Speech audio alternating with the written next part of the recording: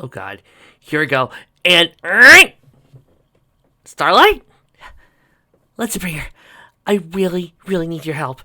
It's me and Trixie's friend anniversary, and I completely forgot. We promised to do something special together for our 1 year, and I completely don't know what to do. Oh, this is gonna be bad. She's gonna hate me forever for this. Oh, I knew I should have listened to Twilight more. Sometimes, Celestia above smiles upon me. Starlight, look. The best thing to do is to take Trixie to a Penn and Teller magic show. That's right, there's one going off in Vegas. Yeah, and I heard they're holding auditions for Full Us. Oh, Trixie loves that stage show. Oh, you're right. Thank you, Let's Bring Her. I'll go take her there right now. Yeah, tickets are available. Go, go, go, go. Right. Dinobot, was that underhanded? Yes, it was. It was very, very underhanded and sneaky. Thank you. I'm quite proud of myself for that one. On with the show. Eyes on You. Chapter 15. Introductions. Twilight Sparkle woke to a knock on the hotel room door the following morning. At least, she hoped it was still morning. She was so comfortable in her bed it was kind of hard to think about keeping track of time, even for her. Part of her, most of her, wanted to stay there, partially submerged in the mattress, for at least a couple dozen more hours. But she knew that today was important. To her, to Trixie, and apparently to whoever was relentlessly knocking on that door. Dragging herself out of bed, Twilight trotted across the room, past the couch and the bedraggled Asher and Unicorn on top of it, who had a pillow held defiantly to her ears to block out the noise. Twilight smiled beside herself and opted to give her partner a few more minutes of semi-sleep as he pushed out the bedroom and hurried down a small corridor towards the room's entrance. No sooner had she pulled open the main door and the small stallion behind almost punched her on the nose and being about to knock again. "Whoops, sorry," he said, pulling back and cocking his head to the side as he looked past Twilight Sparkle. Judging by his spiked black mane and casual-looking sunglasses, Twilight guessed he wasn't a member of the staff. "Good morning," she tried, offering a questioning smile. "Oh yeah, real good morning," he conferred, looking past Twilight's other side, before finally raising a light brown hood to cover his sunglasses' mirror eyes. "Trixie Lilimoon?" Twilight creased her brow for a moment, before pressing the question for her early morning brain. No, Trixie's my partner. I'm Twilight." "Phew, great!" the stallion interrupted, grinning. "For a minute there, I thought I got the wrong room. Let me tell you, that's a lot of stairs. Didn't like the idea of having to make 2 more trips up and down. I mean, I would take the elevator, but those things give me the creeps. Know what I'm saying?" He pushed past her into the room's entrance corridor and glanced Twilight about. "Hey, nice digs. You live here?" Twilight tried to blink the confusion from her mind. "What? No, it's a hotel. Can I help you?" "Oh, yeah," said the stallion, raising his eyebrows to turn to face her. "So, here's the deal. There's a chariot waiting outside, ready to take you and your partner to the stadium for your introduction. Oh, don't worry. You don't have to go right now." Yeah, seeing the look on shock of Twilight's face. "But yeah, royal chariot, baby! I wish I got to ride on those things. Well, I do today. But I mean, like all the time, you know?" Twilight managed to capitalize onto one part of that outburst, which was actually important. "Royal chariot," she repeated, tilting her head. "Oh yeah, courtesy of the princess herself. Pretty sweet, right?" He paused to retrieve 2 slips of paper from the one-sided salad bag he wore and passed them to Twilight. "Anyways, once you are all set to go, you'll want to fill out these forms and pass it to the guard Pegasus waiting on your chariot. He'll make sure to get to where they're going." Twilight held the papers in her magic and squinted to get a better look at them. They seemed to be some kind of personal information forms, asking for a name, partner's name, date of birth, current place of residence, etc. "And that's all I've got for you," the stallion finished. He pushed past Twilight over the threshold again, sitting outside. "You've got about 2 hours or so before they'll be expecting you. So chill out, have some breakfast or something. Later." All that, he stepped off around the corner, only to poke his head away in the doorway a moment later. "Oh, if you don't mind me saying, you should probably brush your hair too. I mean, personally, I love the whole Benmain look, but seeing as you're going to be meeting the princess, he shrugged, just something to think about. He was gone again. Twilight blinked dumbly in his wake, still working through the barrage of information.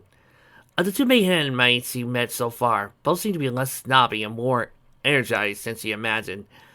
But even if it was a little disoriented this early in the morning, it wasn't really a problem.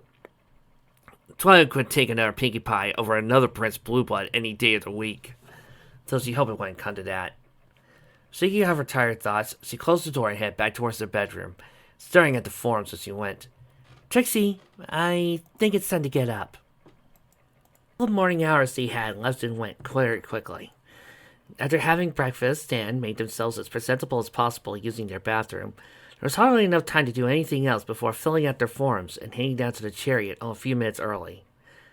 As the strange stallion had said, it was indeed a royal chariot. It was manned by a pair of stallions for the Camelot Royal Guard, with a third waiting to the side, ready to receive their forms and fly them off to the stadium ahead of the chariot. Shining, is that you? No, ma'am. The captain could not be here today. Oh. Remember, this fic was made before Camelot wedding, so thus no shining armor. Oh, I was hoping for shiny. Just as Twilight and Trixie settle in, were taking off. Another chariot arrived, presumably to pick up another pair of competitors. It gave her a small sense of relief to know they wouldn't be the last ones to arrive at the stadium that morning, which in theory meant they wouldn't stand out too much from the others. The city of Manhattan was far below them now, although the buildings appeared tiny, and she could cover several of them with just the tip of her hoof. Twilight couldn't help but think that the city looked even bigger from above. The sheer amount of buildings, all clustered together, each one trying to stretch higher than its neighbors, was amazing. It surpassed even Canterlot in size. And in the middle of it all, there was a great circular stadium, their destination. Twilight cast a look across at her partner, finding that Trixie was sat back on her haunches, with her chest puffed out, nose held high, and lips an unbridled smile. Her cape billowed out and behind her in the wind as they soared through the sky. She almost seemed to glow with pride. It was almost enough to bring a tear to Twilight's eye, knowing she had helped make Trixie this happy. This display really did mean everything to her. I just hope I don't mess it up. When Trixie turned to meet Twilight's gaze, the nervous frown that had been making its way onto the lavender unicorn's face was instantly dashed. Your feather is trying to flow away, said Trixie, nodding towards Twilight's ear. Twilight quickly reached up with her hoof and magic to readjust the plume, offering a timid chuckle by way of thanks. So, are you excited? Trixie asked. I'm sure you're looking forward to seeing your princess again. She's not my princess, Twilight said embarrassedly, but yes, I am. The show mare adopted a curious frown and tilted her head. But there's something wrong, she guessed. It was a good guess. At the mention of the princess, Twilight felt a whole new set of doubts rising to the surface. She was worried about what the princess would think of her competing, and without telling her no less. In retrospect, it was probably because she was afraid of Celestia's reaction that she didn't write a letter in the first place. But Trixie had told her just yesterday to be herself. Just be Twilight, and everything will work out. She wanted to believe that it applied to the princess, too. It's nothing, said Twilight with a shake of her head and a smile. It's just nerves. I'll be all right, as long as you're with me. Trixie didn't seem all that convinced, but she only stared for a moment longer before smiling to turn to look at once again. Yes, you will, she said by subtle reassurance.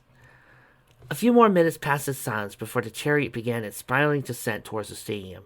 The sounds of thunderous applause started to roar louder and louder. Hundreds upon hundreds of ponies filled the stands, all cheering and clapping their hoses as the chariot approached. Twilight got an eerie sense of deja vu as she peered over the edge. It was just like when she came here with the princess as a child. Her eyes were drawn to the western side of the stadium, where an enormous screen of water, swimming with brightly colored images, covered a good fifth of the stands on the side. 6 unicorns, 3 mares, 3 stallions, stood in the box overhead, constantly channeling their magic and harmony to keep the spell going. The level of concentration that must take was even more amazing to Twilight, now that she was old enough to appreciate it. But she had little time to ponder that as she realized what the images on the screen depicted. It was a real-time, moving picture of the chariot, with Twilight herself peering over the edge while Trixie sat upright, looking proud as ever. And it looks like our next 2 competitors are arriving now. came an echoing male voice from below. Hold on to your hooves, fillies and gentlecoats. I can practically feel the magic coming off these two. Twilight suddenly became aware of the butterfly swirling around her stomach, and her hose felt like they had just been strapped down with lead weights. Turning urgently to her side, she saw Trixie didn't seem fazed in the slightest. In fact, the azure unicorn was smiling wilder than ever, ears perked up and nose held almost vertically as he took in the sound of the applause, the applause, the applause. You know, I gotta give this Fic credit. This is a interesting, magical, and unique way of introducing the Stadia widescreen like that. I mean, it is a good way of using magic. I applaud this. I approve. Bravo, writer. Bravo. Of course, we all know the show would just do it because that's the fun part. That's funny. The chariot touched down with a jolt on a flat landing area atop the eastern stands. Twilight yelled in surprise. It was enough to snap her out of the initial shock of receiving so much attention, and she actually managed to flash a smile in the general direction of the audience, albeit an obviously pained one. And here they are, The echoing voice announced. hailing all the way from Huffington and Ponyville respectively. We have the great and powerful Trixie, and the well-educated and well-read Twilight Sparkle. In my entire career, I have never seen more blatant abuse of the name, field, and entry form. I tip my hat to you fillies. As the crowd roared and the camera zoomed in on she and Trixie in turn, Twilight managed a nervous chuckle. It sounded even sillier now that she heard a broadcast across the entire stadium full of ponies. But Trixie insisted her partner needed a title, and at least the announcer made a joke out of it. Something brushed against her hoof. Her attention was pulled to the side, where Trixie was smiling expectantly up at her, having already stepped down from the chariot. Twilight hesitated. Her hoof still felt heavy. You can do it, she promised herself. Just keep your eyes on Trixie. No pony else matters. In response to her thoughts, the crowd's roaring approval seemed to quiet the tiniest amount. Keep her eyes locked with Trixie's, the timid unicorn took a deep, soothing breath and managed a petite but honest smile as he stepped down from the chariot. Just like we practice, Trixie whispered as he held Twilight up to the edge of the stands, looking out over the area between them. Twilight hesitated, and Trixie picked up on it immediately. Subtly, so as not to let the crowd notice, Trixie slid a hoof to touch hers. The gesture sent an immense, restoring warmth up through Twilight's foreleg, all the way up to her chest, where it sparked a determined fire. We can do it, she told herself. Trixie's nod signaled the start of the silent 3 counts, just as they practiced. Twilight persisted her hooves, cleared her mind, and ready her spell, and she held Trixie to the same at her side. On 3, the two mares reared up together, threw their hooves wide, and released their spells. What's in awe? They yelled as magical sparks of fireworks shot up into the air overhead, intermingling to make a wondrous display. Wow, what did I tell you? Cheered the echoing voice. Such an effortless double casting and perfectly coordinated as well. No doubt a sign of great things to come. These two are a pair to watch, lit fillies and gentle colts. As Twilight resettled on all 4 hooves, she found herself grinning.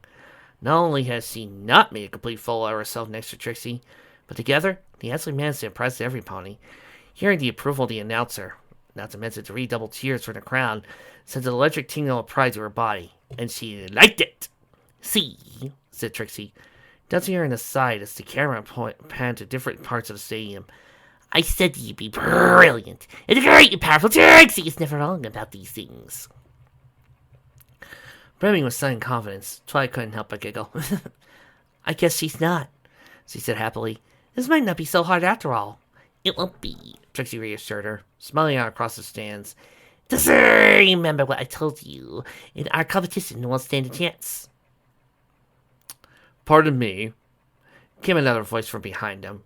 Turning, Twilight saw a short, dainty-looking mare with a fashionable red hat and scarf, smiling between the two of them. If you follow me, please, there's another chariot on its way in. With a nod to the mare and a last smile at each other, Twilight and Trixie followed her along a wall to a roofed box that held 10 padded pillows lined up, and seats of 6 of which were already filled. Please take a seat, said the mare. These are your fellow competitors, so feel free to introduce yourselves while we wait for the last pair and the princess to arrive. As he instructed, Twilight stepped up into the box and settled on her haunches beside a tall, brown-coated stallion with a smile. Nice entrance. This is thanks, Said Twilight, returning the smile. I'm Twilight Sparkle, and this is Trixie. She gestured to her partner, who took a seat beside her. Nice to meet you.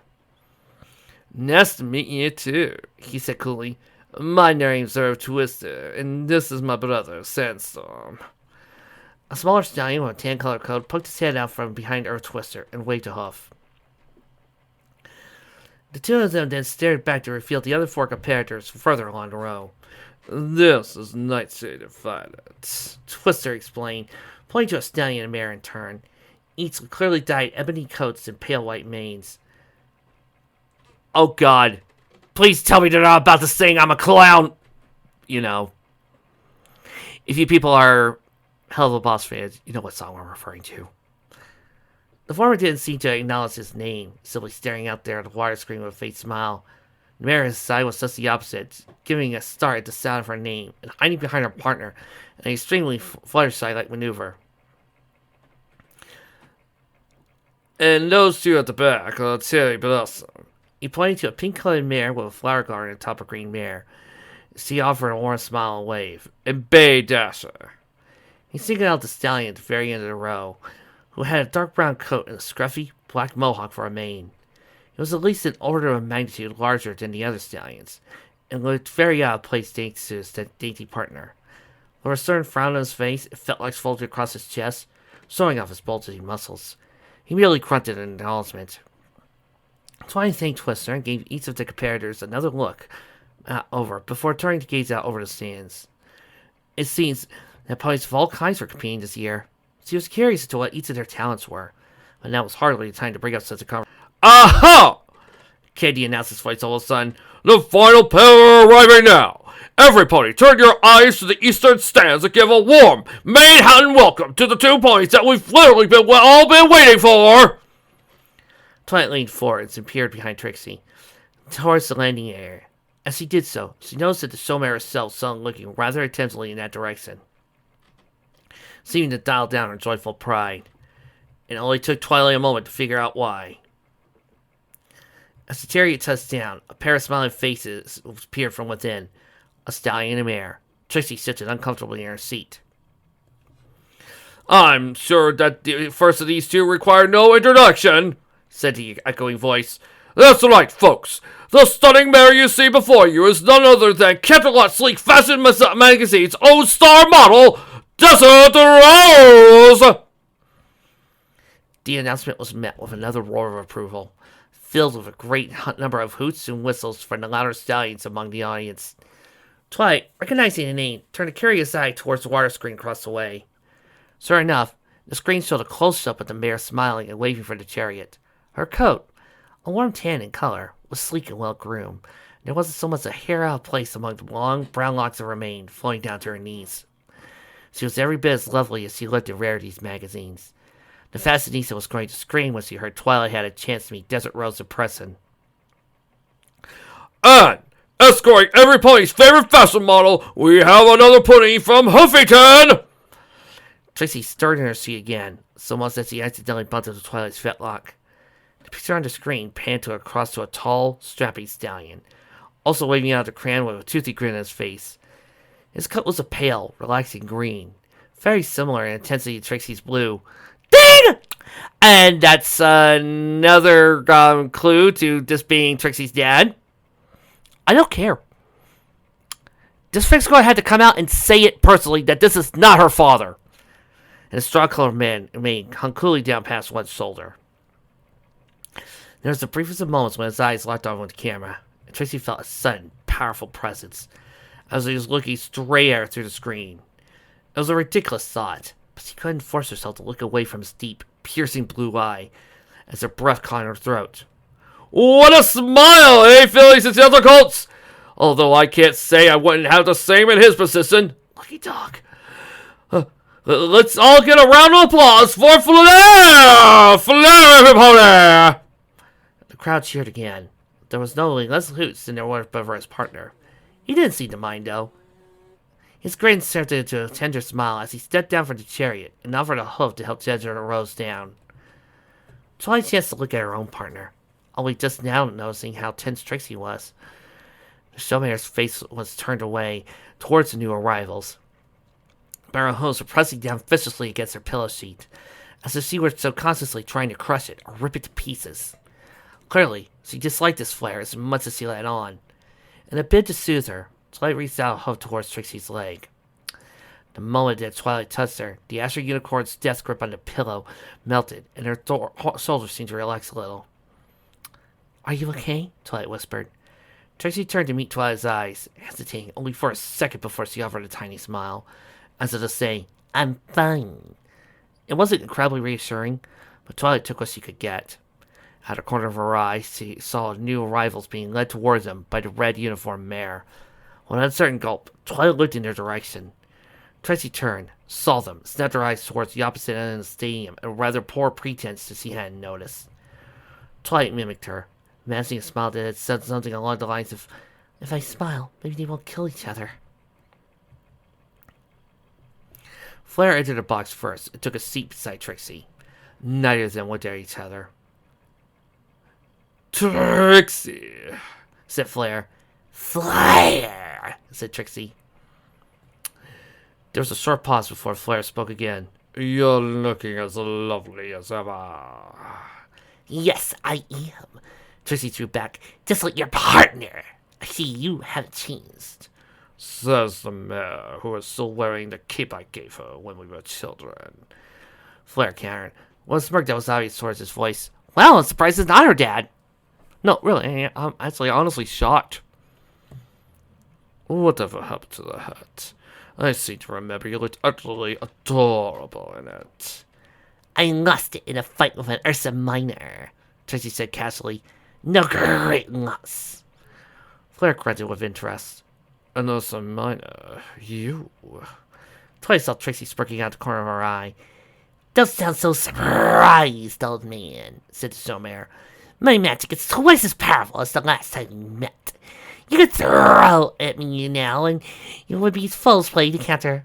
"Is that so?" said Flare.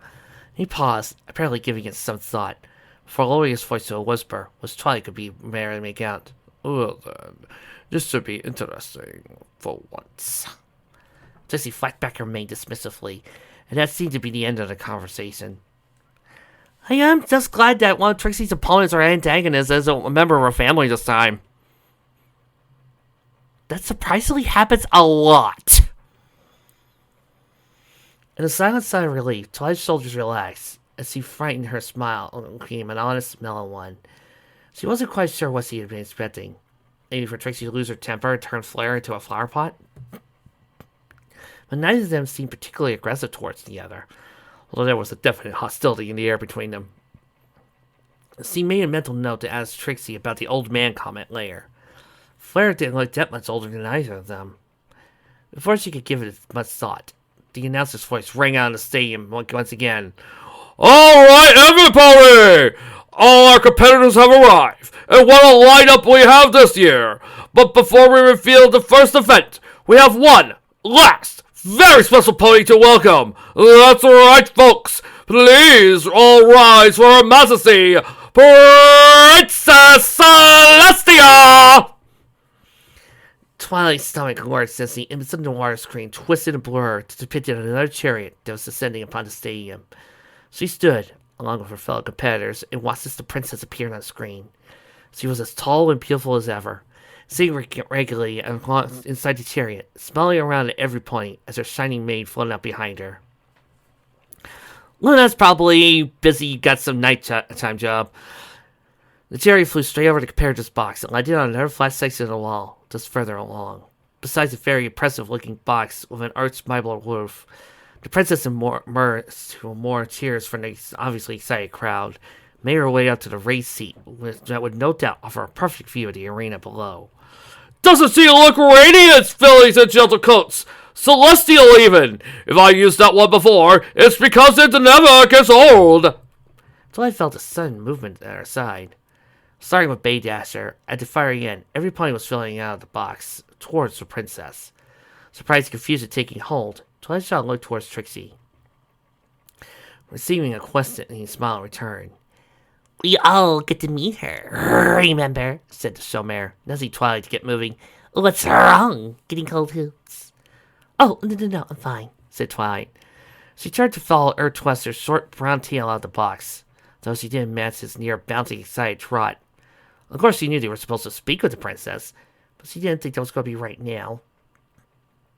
Trixie came up alongside Twilight, offering a little reassurance as they followed the other competitors along the wall. The lavender unicorn was conscious of all the eyes looking down at her from the stands overhead, but they didn't seem all that scary right now. Talking to the princess on the other hoof. What would she think of me competing? Twilight wondered. Will she be upset that I didn't tell her? Should I apologize? I mean, I really haven't done anything wrong. I just forgot! As they neared the pair of guards ponies barring the entrance to the box, she tried to shake off the nagging thoughts. She was probably making a big deal out of nothing. I'm missing the ground for banishment, right? Twilight whispered, hopefully towards her partner. Trixie raised an eyebrow. Not that I heard, she said warily. Right, of course, it's not, said Twilight, nodding to herself. That's silly. Twilight, if you're going to panic and teleport yourself back to Ponyville, at least let me know beforehand, so I don't look like a complete fool when you do, Trixie said casually. Twilight managed to laugh at that, and let her move like nothing else could to see Trixie's immodest smile. The line of competitors came to a stop before the royal guards, and instructed them to approach in pairs. Betty Dasher and Cherry Blossom being at the front of the group went first, leaving the rest to wait until they were finished. Realizing he probably had a bit of a wait ahead of them, Twilight adopted a relaxed stance and cast her gaze around the stadium. Most of the crowd were chattering amongst themselves now, presumably very excited about the soon-to-come reveal of the first event. Some of them, though not as many as she thought, were still watching her with curious or intrigued eyes, but she tried to take that in stride. Hopefully they were admiring her entrance. "Excuse me," came a voice from behind Twilight. Turning, she came to face with Flare, who was smiling gently. Oh, hello, said Twilight with a polite returning smile. "You'll have to forgive me," said Flare, "but in my excitement at seeing Trixie again, it seems that I forgot to introduce myself to you." Oh, that's all right, Twilight began, only to be cut off as the stallion offered a hoof. "My name is Flare," he announced. "May I ask yours?" Twilight opened her mouth and hesitated for a moment, then took the hoof. Twilight Sparkle, she announced. "Nice to meet you." Flare smirked in a very Trixie-like manner. "The pleasure is all mine." Twilight wasn't sure what she was expecting, but she was pleasantly surprised when Flare bowed his head and laid a kiss upon her hoof. It was a greeting she hadn't received since her time in Camelot, and it brought with it a kind of nostalgia. As Flare pulled back and released her hoof, he looked towards the smiling mare aside. "And this is my partner. This is Rose," he said. "Perhaps you have heard of her." "I have," said Twilight, flashing a gorgeous mare smile. "It's an honor to meet you, Miss Rose." "Yes, how did you manage to con a supermodel into being your partner?" said Trixie, suddenly giving Flare an expectant look. Contrary to Twilight, who was immediately caught off guard by the question, Flare didn't seem to put off in the slightest. He actually gave a dignified laugh before answering. "I haven't conned anyone, my dear Trixie. Rose and I met at a ball in Cantermot a few months ago, and, well, we just hit it off." Flare caught his partner's eye, and they smiled warmly at each other. Twilight thought it was a kind of sweet. Trixie looked like she was going to be sick. "And what of you, Twilight? How did Trixie manage to convince such a lovely young mare as yourself to partner with her?" Twilight smiled at the compliment. "Well, she's my friend," she said with a shrug, "and she asked me to, so here I am." "I see," Flare muttered, casting a glance towards Trixie, who was now smirking proudly. "I don't mean to sound doubtful, but sister, she's never been particularly good at making friends, so with all that boasting of hers." "Well, she made friends with me," Twilight chirped. At this point, Trixie was starting to look very much like she wanted to stick her tongue out at Flare in triumph. She managed to restrain herself, though, for which Twilight was grateful. Flare shook his hand and raised his hook by way of apologies. Please, forgive my rudeness. I didn't mean to imply otherwise. I'm just glad to hear that Trixie has finally found some pony to watch out for her, to keep her out of trouble, as it were. I am perfectly capable of keeping myself out of trouble, Flare. Trixie threw back. Didn't you just say you got fight with an Ursa Minor? Said Flare, arching a brow. Speaking of which, we must meet up for lunch so you can tell me the story. It sounds fascinating. Trixie scowled at something in his tone, which Twilight couldn't pick up on. Twilight and Trixie have already made plans for lunch. Forever! Somare added coldly. Flare laughed again. Same old Trixie. How I've missed you. The next pair had already made their way to speak to the princess at this point. It was long before Earth Twister and his brother followed suit. When they two had finished speaking, bowed their heads and left via the other side of the princess box, it came Twilight's turn to step forward. Unlike Twilight, Trixie didn't hesitate. But just as the Somare started forwards, she was barked by one of the guard stallions. When, after a few seconds, it became obvious he had no intention of moving, Trixie stepped back and glared. You're in Trixie's way, she informed him. Apologies, miss, said the stallion, shaking his head. The princess has requested that you and Miss Twilight Sparkle be the last pair to speak with her, after these two. He nodded to Flare and rose. What? Why? Said Trixie indignantly. I'm afraid that's all I was told, miss. Not to worry, Trixie, said Flare, as he and Rose stepped forwards. We'll be brief. After all, it hasn't been that long since the princess and I spoke to one another. He paused and crested Trixie a smirk. Are you sure you don't want that lunch? Trixie scowled at him, but made no retort as he walked past the guards towards the princess's box. Why would you want to talk to him first? Trixie grumbled, turning to Twilight. She doesn't. She just wants to talk to us last, Twilight corrected, so she couldn't fathom why the princess would want that either. Same difference, said Trixie dismissively, turning to watch as Flare and his partner strode to the princess and bowed their heads. They asked her a unicorn let out an impatient huff. Now that there weren't so many ponies between them, Twilight tried to catch Celestia's eye, to no avail. She was smiling and occasionally laughing as he spoke to Flare, though she wasn't that distracted. She had to have noticed Twilight's attempts to make contact. Nagging feeling that the princess might be upset with her started to creep back into her mind. When Flare kissed the princess's hoof and left the box alongside Rose, Twilight shook her head to clear it. The guard's pony stepped aside, and Trixie started forwards almost immediately. About time, she muttered, holding her nose high. Trixie could have sworn that she'd seen one of the guards roll their eyes, but it must have been a trick of the light. She hurried up alongside Trixie, and together they made their way up to the raised red carpet before the princess's seat. Just as she stepped into the warm radiance surrounding Princess Celestia, Twilight couldn't help but bite her lip, like a schoolfellow who knew she was about to get in trouble. The princess, however, made no move to suggest this. In fact, once they finally met Twilight's gaze, it was with a tender smile. Hello, my faithful student, she greeted. Twilight bowed her head. Hello, princess, she said timidly, buying time while she cast her mind about for something to break the ice. Fancy meeting you here? The tinkling chuckle escaped Celestia's lips was enough to wash any remaining doubt from Twilight's mind. The princess was happy to see her. You continue to surprise me, Twilight Sparkle, said Celestia. How long have you known you were going to compete this year? Oh, not that long. Twilight kind of lied, but not really. I was going to write you a letter, but we were really busy practicing and... She paused and cast a hopeful look towards the princess. You're not mad, are you? Celestia shook her head. You say the strangest things sometimes, my dear. But it certainly makes you more endearing, so I won't complain, she added with a wink. Twilight flushed. No, Twilight, I'm not mad. The princess continued. On the contrary, I'm very impressed. You are? Said Twilight, cocking her head. With a smile and a nod, the princess rose from her chair and took a few steps forward. My dear, your participation in this event displays an impressive level of confidence in your abilities. It's something I fear you've been lacking for a while now. and it speaks volumes to the development as a sorceress. It does? Said Twilight, with a grin creeping onto her face.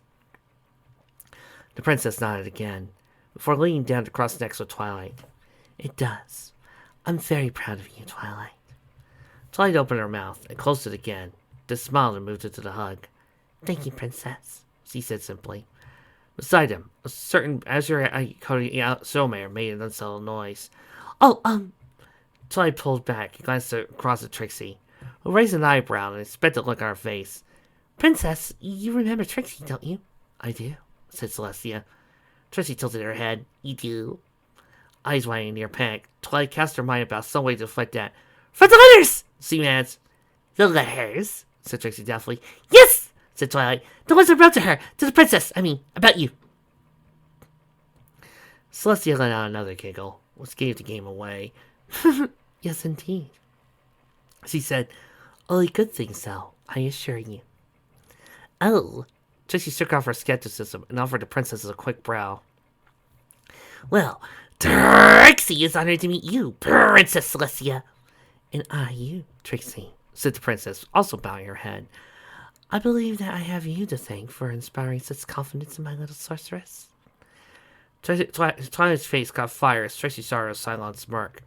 In that moment, she had the distinct, nauseating feeling that she was never, ever to live down the nickname in Trixie's eyes. That's right, Princess, said Soulmare. Trixie has been teaching Twilight Sparkle how to properly assert herself on stage, but it has been hard. She's unnatural. The princess grunted and I found the same thing with teaching her as a child. She shook her head and chuckled again. In any case, seeing how close the two of you have become brings warm feelings to my heart. Perhaps, Twilight, after the display, you'll have a couple of reports to send me. Despite her still fading embarrassment, Twilight managed to smile at that. I expect so, Princess. To Twilight, that seemed like a good place as any to leave the conversation. Although she obviously wanted to talk to the princess a lot more, they were on something of a clock. The crowd would go restless if they took too long.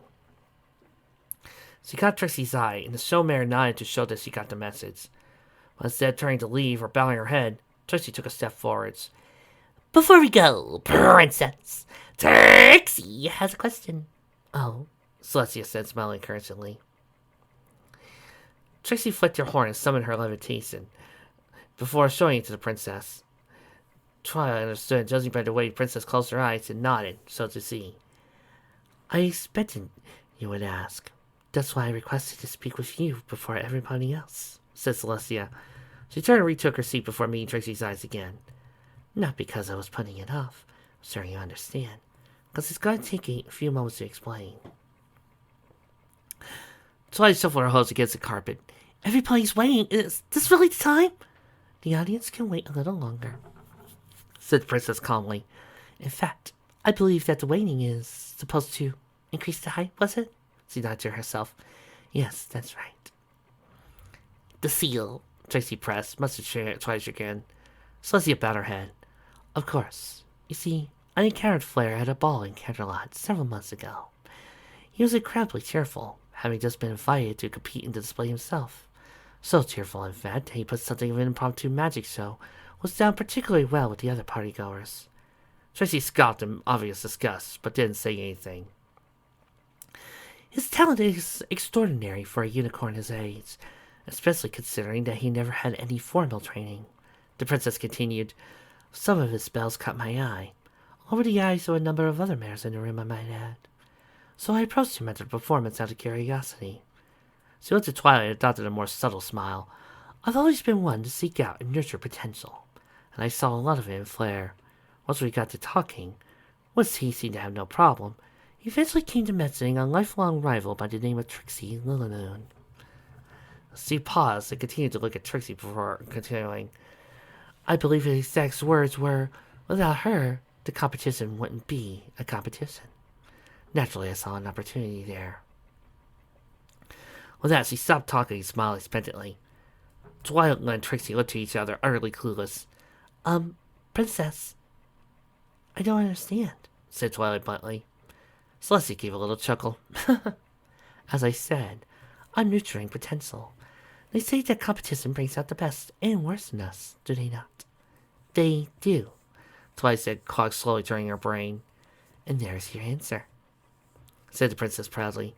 If you don't understand now, then you will in time. You have my word on that. Oh, said Trixie, but... Her mouth hung open. Her jaws seemed to try to form words, but no avail. Twilight had to admit being rather confused herself, but she knew from experience that when the princess said something to the effect of, "You'll figure it out," it meant she had a plan. And after the Nightmare Moon incident, Twilight had come to trust the princess's plans implicitly. She found a smile about her head. I understand, Princess. Trixie threw her a look. You do? Well, no, Twilight admitted, offering a serious grin as she stood up again. But I will, and so will you. She cast a look towards the princess, receiving an approving smile and nod in response. It brought a warm feeling of accomplishment to her chest, even if she hadn't actually figured it out yet. Trixie stared blankly at Twilight for a long moment. Then she helped to defeat. Fine, I trust you, but I don't understand by the end of the display. Then I will make sure to tell you the whole story, the princess broke in, though I suspect it won't come to that. In either case, I think you two should get moving. It's about time the first event was revealed. Don't you agree? Oh, of course, said Twilight hastily. Come on, Trixie. She and Trixie bowed deeply before hurrying down to carpet and staring towards the stone railing where the other competitors were now gathered. Is she always that critic? Trixie asked, frowning. Well, not always, said Twilight seriously. But she has her moments, Trixie grunted. As they came up to the railing, they took place beside Flare and Rose, who looked up for their conversation to offer a quick smile. Twilight smiled back. Trixie rolled her eyes and looked down into the arena. The time has come, fillies and gentle colts, said the echoing voice of the announcer. All over the stadium, voices fell silent and eyes turned to the face in the center. I'm sure you've all been speculating as to what this year's first event will involve. Well, I'm pleased to have the chance to tell you we've got something very special in store. Twilight's ears perked up as she caught a vibration in the air. Not magical, but a very literal vibration, like a low rumble. Over the many years that the Manhattan display has been held, we've seen a lot of weird and wonderful things. But when they told me about this, I thought they were pulling my leg. The air vibrated again. Twilight's gaze is deeply drawn to the arena.